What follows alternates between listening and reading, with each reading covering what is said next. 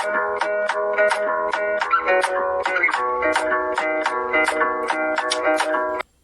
Everyone, welcome back to my YouTube channel Srishti Sneha vlogs. तो आज हम लेके आ गए हैं मम्मी के स्वर में गीत। तो आइए सुनते हैं। पीपला के पाता जनम लेला, बेटी भाई गेला लंका में सोर, बेटी भाई गेला लंका में सोर। तबा बचन जब सुनला हो दादा, चली भेली लगन लिखाओ, लगन लिखाओ, लौटल दादा हो। ढरा ढरा खसै नैना लोर, दादा के लोरा सबिंगल चादर बाहो।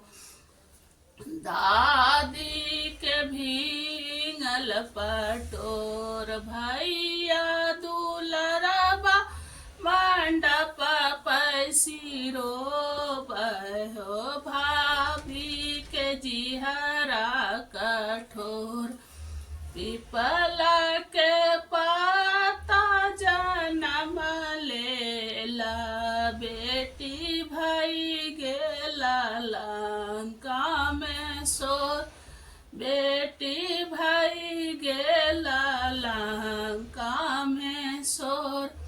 एतबा बचन जब सुनला हो पापा, चली भेली लगन लिखा, लगन लिखाओ, लौटल पापा हो। ढरा ढरा खसै नैना लोर, पापा के लोरा सबिंगल चादर बाहो। मामी के भींगल पटोर, भैया दुलरबा मंडप पैसी रोबहो। भाभी के जिहरा कठोर, पीपला के पाता जनम लेला, बेटी भाई गेला लंका में सोर, बेटी भाई गेला लंका में सोर। एतबा बचन जब सुनला हो चाचा, चली भेली लगन लिखाओ, लगन लिखाओ, लौटल चाचा हो।